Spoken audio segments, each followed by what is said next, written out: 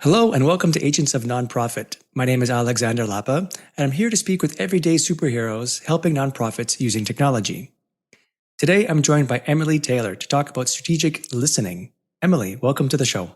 Thank you for having me. So, Emily, for those listeners who are hearing you for the very first time, can you give a brief intro of who you are and what you do? Sure. So my name is Emily Taylor, and I'm principal of teenyBIG, and I help nonprofits with strategic listening. So I know I'll get more into what that is, but it's really all about listening to stakeholders in your community and helping use that information to make important strategic decisions for your organization. Yeah, one of the things that I noticed when I was doing research on you is that I picked up on the wrong keyword. It's not just strategic, it's strategic listening. The listening, I think, is the key word. And then you, like you said, apply the listening or the what you hear as responses in strategic ways. So can you talk a bit more about how that works? Yeah, I know it's a bit of a combination of two very common words. But together, the reason I put them together is that listening is very important. We gather feedback, we do surveys and interview people for a lot of different parts of projects, but sometimes we don't always know what to do with that information. And so the strategy, the strategic part is there because I use various processes that are rooted in human-centered design. And really, it's all about really trying to figure out what questions are you trying to answer before you listen. And so you can really listen for the right information that you need, as well as be open to new information. And then not only just gather that information, but translate it into something that's useful for whatever you're trying to achieve. So it's applying that qualitative research, but also with a strategy so that you're making the most out of it. I have so many questions, but I wanted to get started actually with the name of your organic company, teenyBIG. How did you come up with a name like teenyBIG? One of the things I realized as I was starting out, I didn't really know where I wanted to go with the naming, but one of the things that I'm just very passionate about is looking at things through different lenses. So, not just with your stakeholders, but also sort of zooming in into details and also taking some time to step back and zoom out at the big picture. And that's really where the name came from, is this idea that we can gather different information at different scopes of how we look at things. And I think that's really important so that we're not missing things that are important to our decisions. So would you say it's kind of like you want to be able to see the teeny details and the big picture and zoom in, zoom out between those two perspectives? Yes, that's a good way to summary of it. Okay.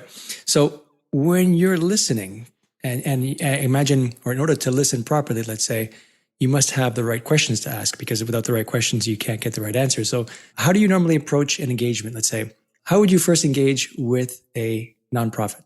Really, it's about what their goals are. Usually there's a reason for listening. So for instance, a client I'm currently working with, they have to make some big decisions coming up. They have a leadership transition coming up, and they've changed a lot over COVID. And so they just had these questions, like they weren't sure how they were going to make some of these decisions and make them with their community in mind. So a lot of what we started with was just having those discussions. What do you want to find out?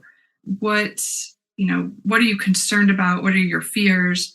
And that type of discussion just starts to lead to questions. And some of that was, who are we? Who do other people think we are? What are we good at? What maybe are we not as good at? And so I'm currently gathering a lot of the information to really try to understand, help them answer some of those questions and give them some intentionality. So when they go to make these decisions, they feel grounded in who they are and what how their community will react to some of those decisions. What are then some of the challenges you're trying to solve? Like, when would a nonprofit reach out to you or realize they need to reach out to you because they have a certain challenge that they're trying to overcome? Usually it's really early on. So there might be, like in this case, the example that I just gave, they're going to need to be doing a strategic plan, but they just didn't feel ready. They didn't feel grounded. So it might be a case where there's a big decision and you're just not really feeling in control of the situation and how your community is going to react to it.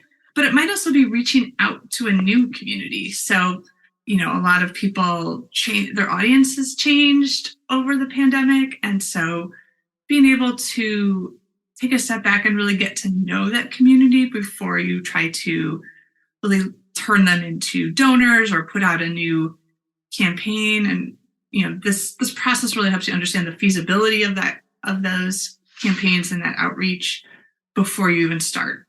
You mentioned quite a few topics there. So campaigns, outreach, donors. Is there any particular topic that is more commonly found in your practice, for example, things that you tend to notice most nonprofits approach you for this particular problem, or is it really just an assortment of problems depending on where the nonprofit is at that moment?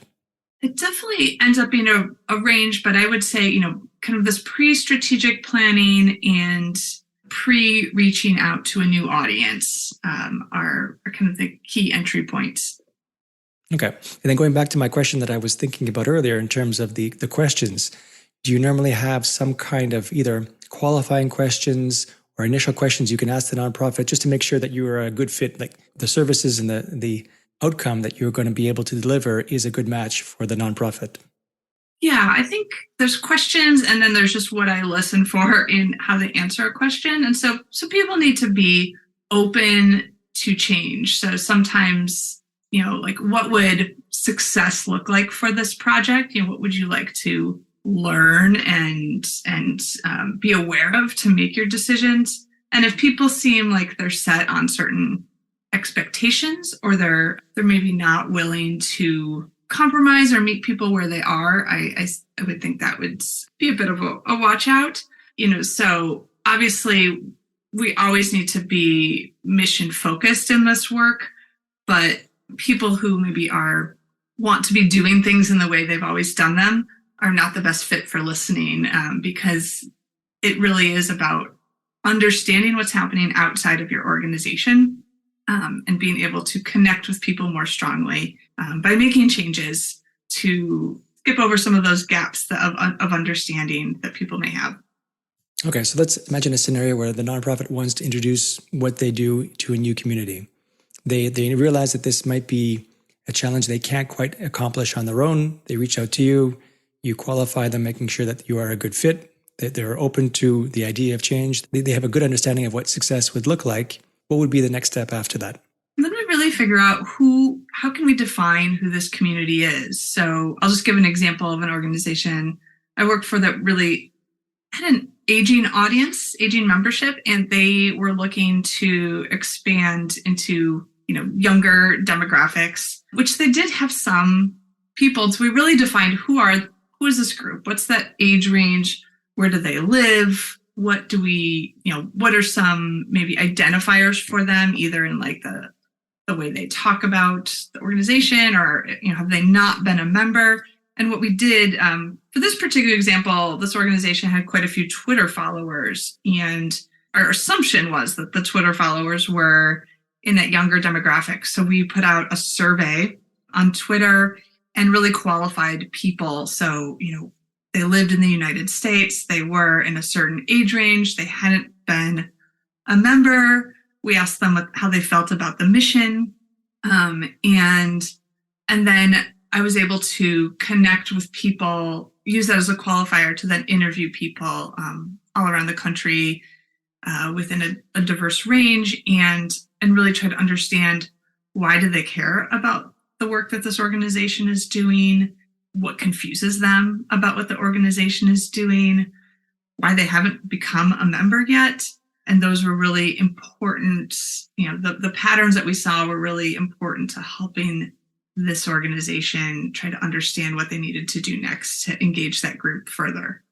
And then once you've collected all this data, you've listened, they've given you all the great answers. I mean, there's obviously some kind of analysis and then some determination, some kind of recommendations that you might go through. What would that look like in a scenario like this? In this case, it was really the strategy here was really about communication. What are those next steps that their communications team could take with them. And so it was really, creating some personas to understand who were these people they were reaching out to, where were they, what other outside, how else were they gathering information? So it gave them some hints to what kind of podcast should they be on, what kind of news sources should they be talking to. Also identifying some of the tensions. I find there's always something a little controversial. I shouldn't say always, but there's often these controversial topics. So for instance, this organization focused around sustainability, and there was a bit of tension of how many goals can you quickly achieve and show this audience versus what was really important, what were some of these baby steps that were important to do. And there was kind of this tension of being able to show members and people following the organization progress, but also being very invested in long-term outcomes that weren't going to change on a monthly basis. And so there was this tension there of how do we, talk about things regularly with people and engage them, but also not always having a ton to show for it because it was a long-term outcome. And so by identifying these tensions, rather than ignore that, it allows their communications team to talk about that. Why can't we show direct outcomes on a monthly basis? What baby steps have we taken to tackle that long-term goal in small ways, and helping people understand why that's a tension. So those are some of the things. There's also just language that people use that might not be, when it comes to sustainability, there's a lot of terminology of fossil fuels and climate change and different ways people talk about the work that this organization was doing. And so it was helpful to know this younger audience was using language a little differently than the older audience. And so those are just some cues that communications team can pull from to, again, meet that younger group where they are and help them understand what the work that they're doing. I'm curious to know what kind of outcomes. So once you've determined the path forward, you make recommendations. What basic outcomes can a nonprofit expect? We can keep on using this example if you would like, but the idea is, do you have any kind of metrics or way of showing your success, or their success, I should say, after you've engaged them? A lot of the successes or the outcomes are, understanding who you are as an organization, understanding who you're talking to. So there's not a lot of, it's qualitative research. There's not a lot of direct metrics, but, because this does get passed on to the communications team. But yeah, we look to see growth in, if it's expanding an audience, we'll look to see increased engagement. So not just expanded audience, but how can you really get people who maybe are lurking and just following you to actually become members, become donors, move up in that engagement. But this work is really to lay the foundation for a lot of other people to then, take it and use it to engage people, to really understand the people they're working with. Is there any particular deliverable that you have? Is it like a document that you produce with a list of recommendations and strategies, or is it more of a communication approach where you just, stay on and engage with the nonprofit to say, here are the recommendations, and you make sure that they're actually following them in time? Yeah, I say my outcome is usually, or my deliverable is usually a strategy document, but it's tailored to whatever that next step is. So if it's communications, we're talking language, visuals, social media outlets that make sense. If it's something more strategic, it might be, more visuals around how do you fit in with your partnerships and what are some strategies to use. But I do always offer additional hours to make sure I'm helping organizations integrate this into their work, because it is a long-term game, and really applying, once you understand your community better and how you fit into it, it's a long-term game applying that to this next campaign, but also future campaigns. And so I really like to be available to help people integrate that and not lose sight of who they're talking to and who their community is. I imagine that on the nonprofit side, they have invested all this time and energy to spend with you, and they would love to see they get the most out of their investment. And on the flip side, that you have also gotten close to the nonprofit and you kind of want to see the fruit of your labor. So do you normally have like long-term relationships with nonprofits, or is it case by case, or it tends to be more of, here's your strategy, good luck, and, maybe we'll talk at some point in the future? Yeah, I mean, I always love it to be long-term and build that relationship and see where it goes. Isn't always the case, but I'm always checking in with my clients just to make sure they understand how to use the research that we do. And there's always stuff that comes up and it might question the initial strategy. So I'm always happy to integrate, because it makes me feel good to know that this work is getting used in a positive way. To roll back the time for a second, I did ask you when you normally are involved in a project, and you said it was mostly when they're talking to a new community or a change in their existing one. Is there ever a moment where a project is currently ongoing, let's say for a few months, and they realize it's not going in the direction that they wanted to go in, or they're a bit lost along the way, that your services and your value can also be helpful in the sense of you're now working in mid-flight through a project as opposed to the beginning of a project? Yeah, I mean, definitely, as we do this listening work, we can find things that we don't expect. I can't say I can think of an example where I've really shifted gears, but it comes to mind of a project I was working on where we were really looking for specific outcomes other than to better understand some of the partners that this organization was working with. And as we went through the interviews and talking with people, really found out the things that were most important to them that this organization was doing wasn't necessarily the things they were doing, but it was the feeling that it gave them. Maybe I'll step back and just explain this a little bit. There's an organization that was helps different small community groups in the city of Chicago.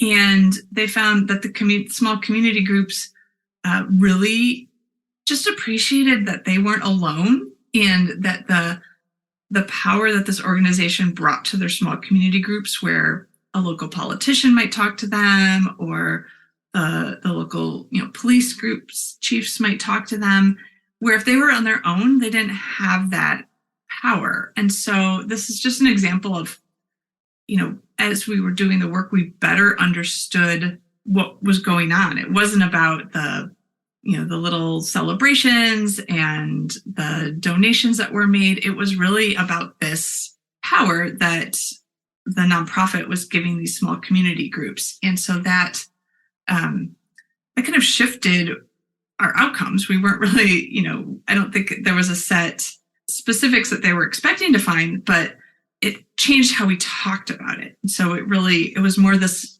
almost an emotional support that rather than focus on the programs themselves, they could focus on how do we deliver this feeling to people and use that for our outcomes versus, things they were using before. I can't imagine it would be easy to deliver feelings. That's something that's so intangible almost. It must be quite a challenge. How did you overcome it? The feeling was support and increased power. And I don't mean power in like a big dynamic thing, but this power in like someone who is struggling on their own or in a very small area to be able to be connected to, important people who make decisions, that power in that sense. And so it really wasn't about doing anything that differently. So just for some examples, this organization would do, they'd help organize some community celebrations. They would help the community clean up an area, kind of like a clean and green type thing. And so what we did is rather than change any of that, it was really, how do we infuse power and togetherness into each of those things? And so that involved really emphasizing the people they brought outside that small community, bringing outsiders in. So making sure they were inviting local politicians, making sure they were getting volunteers from different parts of the city, whatever they could do to make that event feel more connected beyond that community. And so it was just these little tweaks that brought that sense of connectedness and power to these communities. And it's something, they're working on infusing throughout their programs throughout the year, but it allows them to just put a different focus on, let's worry less about the food we're serving and let's worry more about the connectedness we're bringing to this event. You mentioned something earlier that triggered a thought. I've noticed as a Salesforce architect that nonprofits sometimes ask me how other nonprofits do things because there isn't always one way to do something. They kind of want to have a sense of that the nonprofit is heading in the right direction, or that they want to leverage other people's experience so they don't make the same mistakes themselves.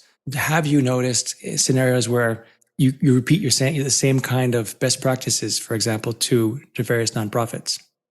Yeah, there's definitely just some best practices in qualitative research because it is tricky and not, certainly not all or most nonprofits are doing this, listening to their audience and using it to make strategic decisions. They might be doing it in some small ways, but as a bigger project, that might be relatively new. So there's some things like making sure you're listening to your audience and gathering their feedback, even if it is in small ways, before you really need their perspective, because giving feedback and being more connected to a nonprofit is part of relationship building. And so, I've had some nonprofits who really they're going to be making a change. They want to survey their community and they don't get a ton of survey responses. And that is part of, you have to build in a culture of people feeling like they can give feedback, that their feedback is going to be heard and used rather than just kind of put away in some document in a folder. And so I think starting early, even if it's small, is a best practice. Being able to remove biases. A lot of nonprofits tend to, they're so involved and connected in their work. They usually don't have a lot of time to step away from it. And so there's a lot of biases that can bring when you are trying to listen to people. So that's an area where, making sure you're not seeing things through your own lens, that you can hear how people are coming to your organization, what language they're using, where they might see things differently. And so removing biases can help us understand that. Just to jump in, can you give us an example of what a bias might be or a common bias is? Sure. So, I think when it comes to, nonprofits are I feel like very maybe better than for-profit organizations in terms of really understanding the diversity of communities they work with. So I think a more common one is just like this curse of knowledge, where you might be such an expert at what you do. Let's say you're an organization that focuses on autism, and how that occurs, the correct terminology to use, for various medical needs and things like that. And your audience might not understand that. They might be connected through a family member or, in a less direct way. And so it's hard to remember how you thought about things before you knew so much about autism or whatever your mission might be. And your audience is just new. They might be very new to it. And so that can be a bias where I'm going to give a totally different example, but like if you're, working on feeding homeless populations, and you know that it's not just about the food, it's about the support, the policies in place, the things that might send someone to someone might have the police called on them, different situations. Your audience might just think that, getting sandwiches to people is the most important thing. And it's easy to dismiss that because you might understand this bigger depth of the problem. And so that can be a bias that can prevent you from meeting that person where they think things need to be done and helping them understand this bigger picture of how policy and you know, local representatives and systemic structure can affect that problem. And that person that that's new to your work just can't understand all that. And so you have to be able to kind of remember what it was like before you knew everything you knew and start to understand how do you communicate with that person where they are, because sometimes these problems are so big and people need to understand them in bite-sized chunks. I like that expression, the curse of knowledge. So before I jumped in, I think you were heading toward a third best practice after listening early, removing bias. There was a third one, I believe. Yeah, I think the third one is to be transparent. A lot of times when we do listening, be it interviews, focus groups, or surveys, we don't let the people whose feedback we gathered, let them know what we found. And, sometimes it can be complicated. You doing strategies, they might not understand how you're using it, but to do nothing, I think really discourages future feedback. People like to know that their time spent is helpful. And so being able to be transparent and connect with people in that way of like this, sharing some things that you learned, maybe some, surprises, maybe something fun. But also, sharing some controversy. Maybe you figured you learned something that was surprising and you might be a little scared to share. Those kind of things can help, make you vulnerable and build that connection with people so that next time they're not just going to ignore that survey that pops up in their email. They're going to really want to help you and support you by filling it out. I've noticed there's a trend recently to be more genuine, that people are looking for a more genuine experience, a more genuine relationship. So I agree that being transparent shows, your pitfalls, your concerns, your fears, and your hopes and dreams at the same time, of course. So that makes total sense. I'm also curious about the opposite. So we talked about the best practices. I'm curious to know if there's any kind of pitfalls that you find yourself having to repeat often. Yeah, they're of course connected to those best practices, but I think there's a lot of fears that come up when listening to people, and you're totally right. I think 20 years ago, maybe these strategies wouldn't be the same. We are in an era of transparency and people having more information and wanting to understand how organizations work rather than just kind of blindly trusting them to do the work that they say they will. And so part of being transparent is this fear of like, well, if we do listen to people, what are they going to say? What if we can't do what they ask us to do? What if they say they want, free tickets to our museum? Well, we can't do that. What if it doesn't, actually bring more people in or help us meet our goals? And so there's fears in what you hear, and then there's also fears in sharing some of that stuff back, especially if it's negative. But what I tell people is that the bigger fear is not knowing that negative feedback. If you don't know it at all, then you have no control over it. Where if you know it, you can find some way to address it, even if that's just like, we don't have the resources. Maybe if someone is willing to share those resources, we could make these improvements. And so I think just facing those fears and being able to understand that you don't really need to build this big shell of perfectionism around your organization, that we are in this era of being more transparent, more honest, and using that to connect with people. It doesn't mean you have to be completely share everything, but leaning into that a little bit can help build those relationships and make your community stronger. Information is power, right? The more information you have about how you can help will only make you stronger. And even if you don't implement all of them, to your point, I think you're right. Just having that knowledge and then deciding how to work with it and what to do with it is amazing. And you should never be afraid to receive. Yeah. And at the end of the day, a nonprofit's work is all needs to be filtered through their mission. So if people give you feedback and it doesn't fit your mission, you can be transparent and say that. People need to understand, and it doesn't mean that they need to control your work. You just need that feedback to help, build that community, build those connections.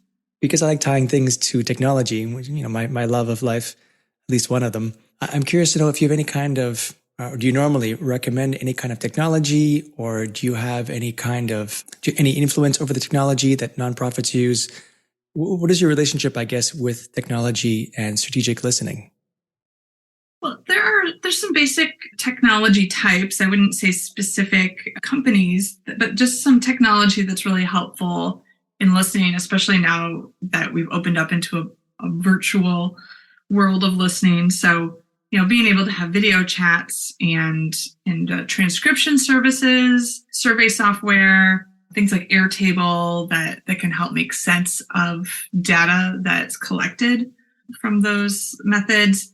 They're all very important, but I definitely also, because I'm connected with a variety of consultants in the nonprofit world, I'm always just aware of different technologies. And so as I, do work, because we're doing this research and strategy usually up front, it is a good time to also be able to help nonprofits think about how technology might make some of these recommendations that I give, might make them easier, might make them better, because a lot of technology now is about being more user-centered and making things easier for your donors, for people filling out forms. And so as we run into those feedback around things that technology can help, I like to be able to at least know who to connect them with and who to talk to figure out the best way to improve that without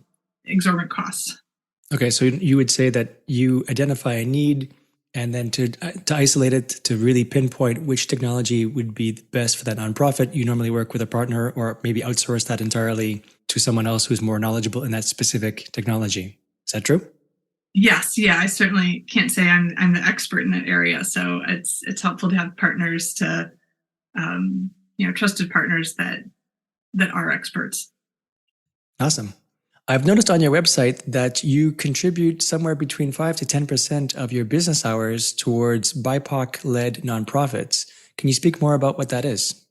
Sure. BIPOC stands for Black, Indigenous, and People of Color. And really that effort came out of, in the U.S., the George Floyd protests of 2020, just really made me realize I needed to outwardly be more aggressive in what I did. And so I tried a few different things. I tried to be more outward in social media and in different community groups online. And it just wasn't using my strengths. I think I had some very difficult, I should say not even difficult, unproductive conversations with people. And it didn't seem like the best use of my time and skills. And so I really took a step back and was like, well, what can I do? The work that I do is, it's really where my skill set lies. And so I decided to, put a percentage of my hours each year towards organizations that support people in those communities, and really helping these organizations listen to people. And it's been wonderful because it's something I just enjoy doing, but it's also just a great way to have some additional resources for nonprofits in that area. It's a financial contribution, right? Of your revenue, of your profit per year kind of thing? Or is it volunteering time? It's hours. So I'm doing projects, same types of projects I would do in compensated work. I'm doing just as a donated service. That's awesome. I'm curious to know where would you like your career to be in a couple of years from now?